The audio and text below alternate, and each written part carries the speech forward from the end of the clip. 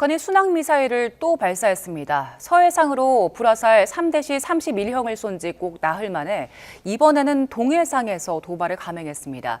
점점 수위를 높여가고 있는 북한의 도발 징후를 김용현 동국대 북한학과 교수와 함께 분석해 보겠습니다. 어서 오세요. 네, 안녕하십니까? 예, 북한이 어제 동해 심포해상에서 순항미사일을 발사했는데 새해 들어서 7번째 무력 도발이잖아요. 네. 계속해서 이렇게 도발을 이어가는 이유, 이번 발사의 이유는 어디 있다고 보십니까? 이번 발사는 한마디로 말씀드리면 미국을 겨냥한 측면이 강하다 이렇게 봐야 되겠습니다. 이번 미사일 발사가 잠수함에서 발사되는 순항 미사일, 우리가 크루즈 미사일이라고 이야기를 하는데 그 가능성이 굉장히 높다고 지금 판단이 되거든요. 북한도 잠수함 발사 순항 미사일 이런 이야기를 오늘 아침에 꺼냈고요. 그렇게 보면 괌이나 또는 하와이의 미군 기지들도 물리적으로는 타격이 가능한 그런 그 미사일 발사가 있었다 이렇게 판단할 수도 있습니다. 특히 잠수함에서 발사가 만약에 이루어졌다면 잠수함 자체는 사실 입항하거나 출항할 때, 그다음에 공기 주입하기 위해서 부상할 때 이외에는 굉장히 그 찾기가 어렵거든요. 그러니까 침몰시키는 것이 굉장히 어렵다라고 봐야 되는데 그렇게 보면 예를 들면 그 크루즈 미사일의 최대 사거리가 대체로 많이 날아가면 한 2,000km 정도 넘지는 못하거든요. 그래서 그 2,000km 정도를 발사를 시킬 수 있다면 우리 동해상에서 괌 기지까지도 발사가 가능한 겁니다. 그러니까 물리적으로 지금 기술 수준이 어느 정도 올라와 있는지 확인이 돼야 되겠지만 최대치로 보면은 그 정도까지도 가능하다. 그렇게 보면 미군 기지를 겨냥한 측면도 강하다고 봐야 되겠고, 또 한미일 군사훈련들이 지금 앞으로도 이어질 수 있기 때문에 거기에 대한 북한의 이제 대응으로서의 강력한 그 수단들을 이번에 동원하고 있다 이렇게 볼 수도 있습니다. 일단 미국을 겨냥한 도발로 보인다라고 분석하셨는데 아직 뭐 북한이 미사일을 해상에서 쏜 건지 수중에서 쏜 건지 육상에서 쏜 건지 공개는 안 됐지만 지금 이게 잠수함에서 쏜 게 아닐까라는 추정이 나오고 있는 이유가 심포에서 발사했기 때문인 거잖아요. 그렇습니다. 이 심포라는 곳이 잠수함 시설이 굉장히 많다고 하던데 어떤 곳입니까? 원래 이제 심포는요. 과거에 우리가 북한이 경수로 발전소를 지어줄 때 경수로 발전소를 짓던 곳이 심포입니다. 거기에서 경수로 발전소를 짓다가 지금 중단돼 있는 곳인데 여기에 이제 지금 보면 심포 지형을 보시면 알겠습니다만 이제 심포가 약간 반도가 약간 돌출되어 있는 부분이 있어요. 그렇기 때문에 이제 북한의 주요 해군 기지 그 중에서도 잠수함 관련된 그야말로 잠수함의 개발과 실험, 그 다음에 잠수함의 전반적인 어떤 건조, 요것이 지금 이제 그 지도에도 나오고 있습니다만, 지금 함경남도 함흥 바로 위에는 심포에서 지금 진행되고 있다 이렇게 지금 북한도 이야기하고 있고, 우리 정보당국이나 미군 정보당국도 확인하고 있습니다. 그렇기 때문에 이번에 미사일 발사가 이제 심포 지역이라면 잠수함과 밀접한 연관이 있을 것이다 이렇게 봐지고요. 오늘 조선중앙통신이 이제 보여준 사진들이 있는데 그 사진들을 보면 그 물 속에서, 그러니까 바다 속에서 발사하는 것으로 사진들이 지금 나오고 있습니다. 그렇게 보면 지금 이제 사진들 일부가 나오고 있는데 잠수함 발사 가능성이 매우 높다 이렇게 봐집니다. 저희 오늘 북한 측에서 공개한 사진을 좀 볼 수 있습니까? 지금 이게 지금 발사되는 장면을 공개한 건데 일단 그 해상에서 나오고 있는데 이게 약간 수직으로 올라가는 게 아니라 비스듬하게 발사가 되고 있네요. 이걸로는 어떤 점을 저희가 추정해 볼 수 있죠? 지금 이제 두 가지를 봐야 되는데 잠수함에서 발사되는 것은 이제 대체로 수직 발사관을 통해서 발사가 되는 경우가 대부분입니다. 그러니까 잠수함 속에서는 점화가 안 되거든요. 그러니까 잠수함에서 미사일이 튕겨져 나와야 됩니다. 지상으로. 그 다음에 이제 지상에서 점화가 이루어져서 이제 날아가야 됐는데 지금 이제 저 화면들을 보면 각도 자체가 수직 발사관 각도는 아닌 것이다. 이렇게 지금 좀 판단이 되고 있습니다. 그래서 아마 이제 어뢰관을 통해서 발사한 것 아닌가. 그러니까 잠수함에서 보면은 이제 대체로 모든 잠수함은 어뢰를 발사할 수 있는 시스템을 갖추고 있습니다. 그런데 3,000톤급 이상 잠수함인 경우에는 이 수직 발사관을 갖출 수가 있거든요. 그래서 수직 발사관을 통해서 거기에서 SLBM이랄지 SLCM, 그러니까 잠수함 발사 탄도미사일 또는 잠수함 발사 순항미사일이 발사가 가능한 겁니다. 그렇기 때문에 이번 미사일 발사의 그 각도를 보면 현재로서는 그 어뢰관을 통해서 발사한 것 아니냐는 그런 추측을 가능하게 할 수 있다고 봅니다. 예, 그리고 오늘 또 북한에서 발표하기로는 이게 그 네. 나흘 전에 썼던 불화살 3대시 31형과 같은 거라고 또 발표를 했잖아요. 그리고 네네. 저희 그 발사되는 동체를 봐도 무늬 없이 이게 흰색으로 되어 있던데 네네. 불화살 1, 2형이랑은 아예 다른 형태더라고요. 네네. 나흘 사이에 네네. 같은 불화살 3대시 31형을 다시 발사한 이유는 어디에 있다고 보세요? 그러니까 이제 이건 굉장히 중요한 그 질문을 하신 건데요. 서해상에서 발사한 것은 수중에서 발사한 게 아닙니다. 예. 그러니까 서해상에서 발사한 것은 현재로서 이제 육상에서 발사한 걸로 지금 판단이 되는데, 육상에서 발사한 크루즈 미사일과 잠수함에서 발사한 크루즈 미사일은 전략적 차원에서 보면 엄청난 차이가 있는 겁니다. 왜냐하면 지상에서 발사한 크루즈 미사일은 사전에 탐지가 가능한 예. 영역이고, 또 사전에 탐지가 이루어진다는 것은 사전에 그것을 포격이랄지 또는 폭격이랄지 여러 수단을 통해서 제압이 가능하다, 이렇게 볼 수가 있는데, 잠수함에서 발사되는 그 크루즈 미사일, 순항 미사일은 사실상 그 발사가 이루어진 다음에서야 확인이 될 수 있는 겁니다. 그러니까 대응이 어렵군요. 전혀 대응이 불가능하다, 이렇게 보셔도 무방합니다. 그러니까 잠수함 위치가 확인되지 않으면 사실상 그 무방비 상태에서 이제 당하는 게 잠수함 발사, 순항 미사일 또는 잠수함 발사, 이제 탄도 미사일, 이렇게 봐야 됩니다. 미국이나 러시아에서도 잠수함에서 발사되는 미사일을 탐지하거나 대응하는 기술이 없습니까? 그것은 물리적으로 사실은 잠수함 자체를 찾는 것이 굉장히 어렵습니다. 이제 소나라고 하는 것을 통해서 잠수함을 이제 탐지를 하는데, 이제 음파를 그 수중으로 그 음파를 측정해서 이제 할 수가 있는데, 예. 수중에는 수많은 이제 그 물고기들이 그 생존해 있지 않습니까? 고래에서 나오는 음파도 있고, 그렇기 때문에 사실상 잠수함을 찾는 것 자체는 매우 어렵다, 이렇게 봐집니다. 그래서 예. 잠수함은 사실상 출항할 때, 그리고 입항할 때, 그 다음에 이제 지금 이제 재래식 잠수함 같은 경우는 이제 공기를 주입해야 되기 때문에 보름이나 뭐 한 달 정도 뭐 이렇게 한 번씩 부상을 해야 됩니다. 그때 이제 그 요격이 가능하기 때문에 물 위로 올라올 때만. 그렇습니다. 네. 그래서 잠수함에서 발사되는 이런 크루즈 미사일 같은 경우는 매우 위협적이다, 이렇게 봐지고요. 네. 만약에 이제 잠수함 발사 크루즈 미사일에 그 탄두에 전술핵이 탑재가 된다, 이러면 이제 또 상황이 또 달라지는 것이죠. 그렇기 때문에 그것은 이제 전략적인 무기 체계를 갖춘 그런 잠수함 발사 크루즈 미사일, 이렇게 보면 이런 기술은 뭐 지금 이제 미국, 러시아, 그다음에 그 중국 정도, 예. 이 정도 기술을 갖고 있습니다. 그래서 매우 위협적인 미사일 수준이 될 것이다, 이렇게 볼 수 있습니다. 아직 이제 이 미사일 발사 주체가 무엇인지, 어떤 배에서 발사가 된 건지는 저희가 알 수 없습니다만, 네네. 그 지난해 9월에 김군옥 영웅함을 공개했었잖아요. 맞습니다. 이게 핵 공격에 가능한 전술 핵 공격 전 잠수함이다, 이렇게 주장을 네네. 했었는데, 네네.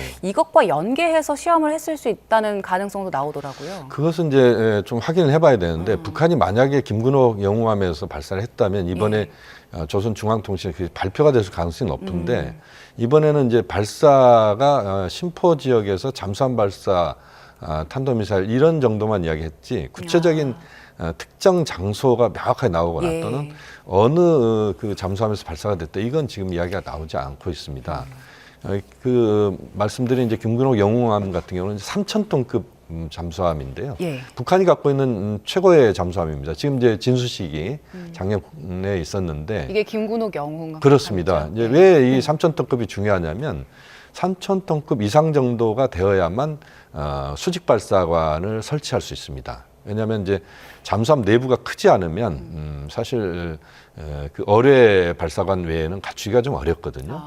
그래서 이제 수직 발사관을 갖춘다는 것은 사실상 잠수함에서 미사일을 쏠 수 있다는 것이죠.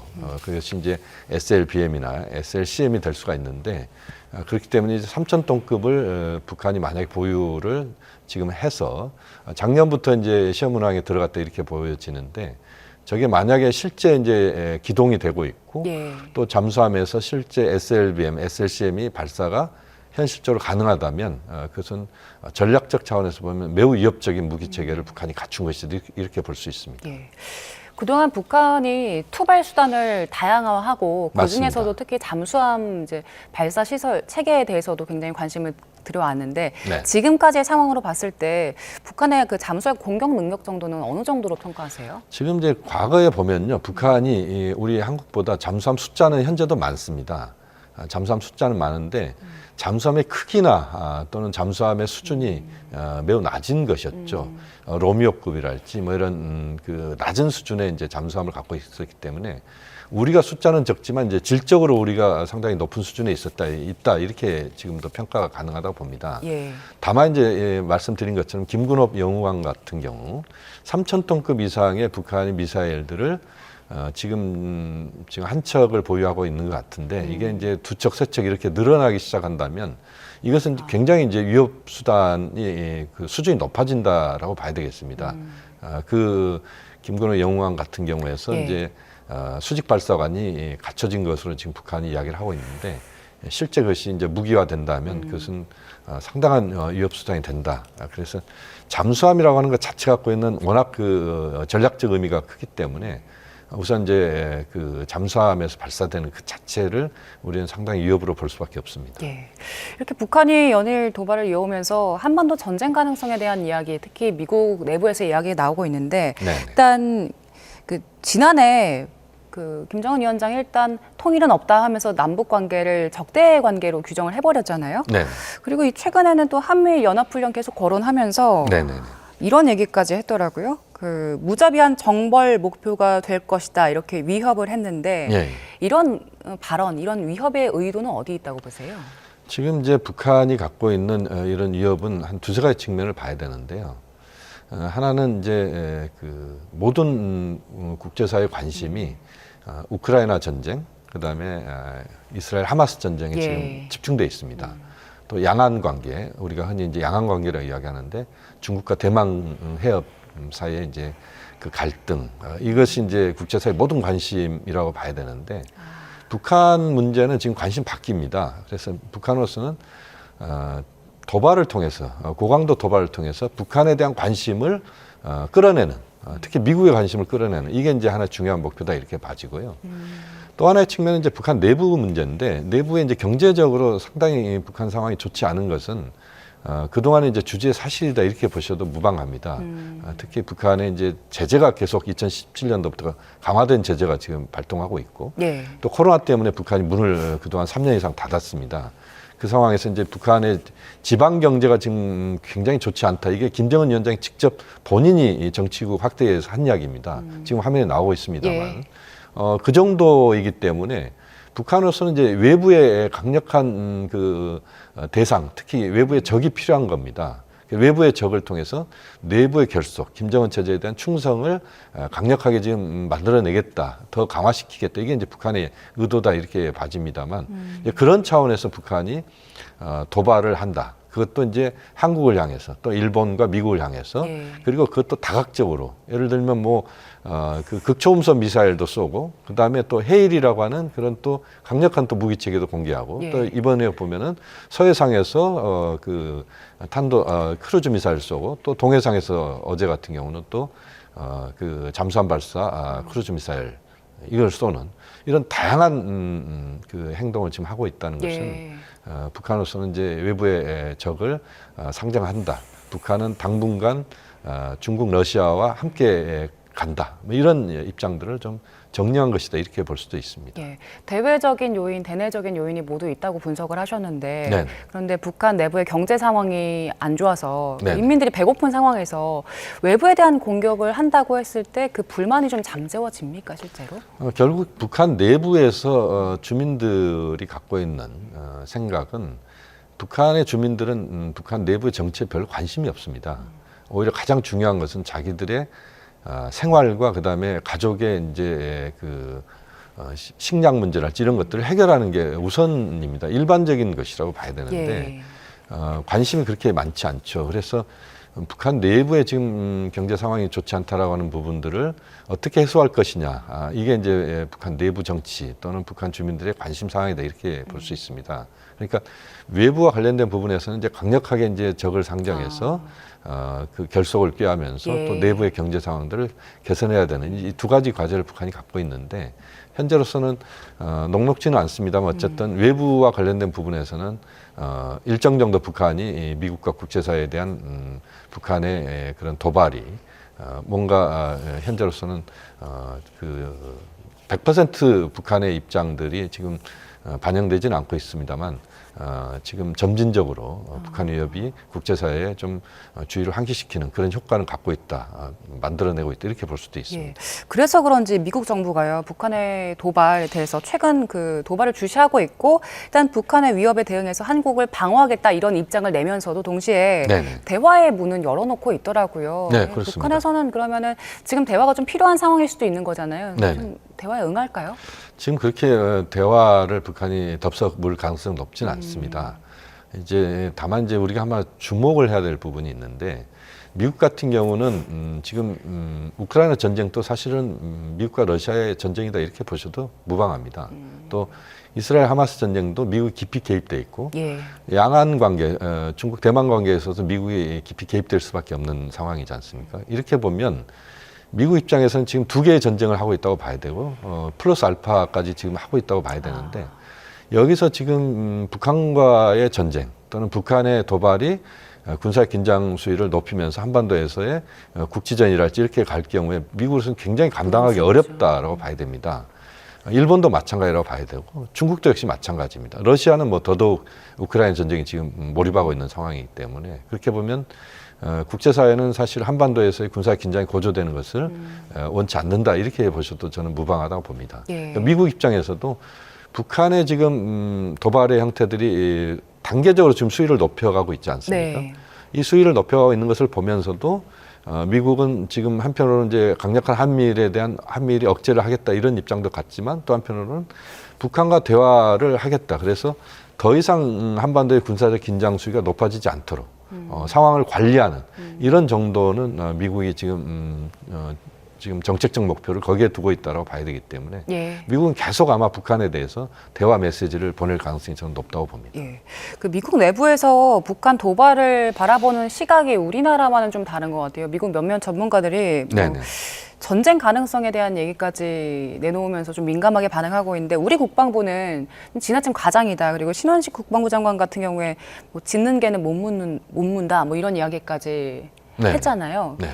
이렇게 우리나라 정부와 그리고 미국 내 분석이 좀 다른 이유는 어디 있다고 보세요? 미국의 분석은 미국 정부 당국의 분석 결과는 아닙니다. 일부 학자들, 한반도나 동북아시아에 관심 있는 학자들의 이제 개인적 견해가 일부 나오고 있다 이렇게 볼 수 있는데요. 이것은 이제 미국의 그 학자들이 보는 시각은 이제 보편적인 국가군들 중에서 북한 또는 한반도를 본다 이렇게 보시면 되고 우리는 한반도의 특수한 측면들을 굉장히 또 중요하게 보고 있다라고 보시면 될 것 같습니다. 그러니까 그 차이가 북한 문제 또는 한반도 문제에 대한 현상을 분석하는 데 있어서 또 다른 차이로 나타나고 있다 이렇게 보셔도 될 것 같습니다. 다만 이제 중요한 것은 현재 북한의 내부 경제 상황이 매우 좋지 않은 시점, 그다음에 미국이나 국제사회가 한반도에서 전쟁이 발생하는 것 자체를 극도로 지금 경계하고 있는 상황. 이것은 이제 중국, 러시아도 마찬가지라고 봐야 되는데 이 시점에서 북한이 자해적 상황이 아니고서는 전쟁을 일으킬 가능성은 저는 없다라고 봅니다. 그렇게 보면 현실적으로 전쟁 가능성은 제가 볼 때는 매우 낮다, 거의 없다라고 봐지고 다만 이제 북한의 지금의 이제 한반도에서 군사 긴장이 고조되면서 우발적 돌발적 사태가 발생하고 그 과정에서 이제 연평도 포격 사건과 같은 국지전 같은 그런 국지전이랄지 뭐 이런 식의 가능성들은 열려 있다. 그래서 이제 그것을 억제할 수 있는 또는 그러한 사태가 발생하지 않도록 할 수 있는 차원에서의 한미 당국의 매우 적극적인 어떤 그런 억제 노력. 또 그 과정에서 상황을 또 순화시킬 수 있는 다양한 외교적 노력 이런 부분들도 함께 할 필요가 있다고 보고 있습니다. 앞서도 북한의 경제난 언급해 주셨는데 북한 경제난 심각한 상황에서 북한 내부 주민들 상대로 그 남한에 대한 적개심은 굉장히 올리고 있더라고요. 그래서 뭐 날씨 뉴스 보니까 남한을 다른 색으로 표시하기도 하고 또 그 조국 통일 3대 현장 기념탑 이게 아버지 할아버지 아주 유산인데 이걸 철거하기도 했잖아요. 근데 이 배경에 북한의 경제난이 있다 이런 분석 나오던데 어떻게 보세요? 지금 이제 북한의 경제난 이제 화면에도 지금 나오고 있습니다만 예전에 이제 화면이 한 화면이었죠. 이제 지금은 이제 화면이 저렇게 차이가 있는데 북한이 지금 이제 헌법까지 지금 뜯어 고치겠다는 이야기 아니겠습니까? 그래서 이제 남측과의 각을 굉장히 지금 세우겠다는 것이고 남한을 이제 국가 관계로 이제 대우하겠다는 거잖아요. 이제 그런 일련의 과정에서 이제 저런 식의 이제 화면 그 조선중앙TV 화면에도 지금 나오고 있다 이렇게 볼 수가 있는데 어쨌든 북한 내부에서 이제 한국과의 모든 협상이나 대화는 없다. 그래서 그렇다면 우리는 똘똘 뭉쳐서 우리끼리 가야 된다. 그리고 그 과정에서 믿을 건 김정은 위원장이고 또 중국, 러시아와 함께 갈 수밖에 없다. 이런 식으로 지금 이제 분위기를 만들어가는 것입니다. 이제 그 일련의 과정에서 저런 이제 방송에서도 간접적인 저런 어떻게 보면 그 세뇌 교육이 지금 이루어지고 있다 이렇게 볼 수도 있겠습니다. 예. 그 경제와 관련해서 뭐 중국에 파견된 북한 노동자들이 뭐 연쇄적으로 파업을 하고 폭동을 일으켰다 이런 얘기가 나올 정도로 상황이 안 좋은 것 같은데 그 어제 북한 김덕훈 내각 총리가 평양을 시찰했다는 이제 보도가 나왔습니다. 근데 이 사람이 어떤 사람인가 하고 보니까 지난해 숙청 위기를 극복했고 이례적으로 자리를 유지했더라고요. 그런데 김덕훈 내각 총리를 다시 이제 앉힌 게 오히려 김정은 위원장에게 자충수가 될 거다 이런 전망이 나오고 있는데 이건 어떤 분석입니까? 지금 화면을 보십니다만 이제 김덕훈은 북한의 경제 관련된 부분에서 매우 중요한 역할을 해왔던 사람입니다. 그러니까 북한의 그 경제 관료들 최근에 보면은 이제 돌려막기 형식이 좀 나타나고 있는 모습을 볼 수가 있는데 그렇다면 뭐냐면 이제 지금까지 경제 상황이 좋지 않잖아요. 그런데 이제 과거 인사들이 다시 나오기 시작한다는 것은 경제 어떤 방향이랄지 이런 것들을 좀 새롭게 돌려야 되는데 그러지 못하는 것입니다. 그러니까 이제 김정은 위원장 입장에서는 물론 본인도 답답할 수도 있겠지만 뭔가 방향들을 좀씩 전환하면서 물론 단계적으로 당장 뭐 획기적인 전환이 어렵다면 예를 들면 뭐 북한 경제에서 가장 기본적인 그 협동농장이랄지 이런 데에서의 보다 많은 그 개혁적인 방식들을 좀 찾아야 되는데 그런 것들이 현재 어떤 북한의 경제 관료들로 보면 좀 한계가 있는 것 아니냐 뭐 이런 거거든요. 그래서 북한 김정은 위원장 입장에서는 현실적으로 지금 상황들을 좀 관리하면서 내핍과 절약 뭐 이런 쪽으로 북한이 전통적으로 그 추구했던 그런 어려운 상황에서 이제 돌파하는 방식들을 좀 취하고 있는 이런 점에서는 뭔가 좀 새로운 변화를 모색하지 못하고 있다. 이 부분은 좀 안타까운 부분이다라고 보고 있습니다. 예, 알겠습니다.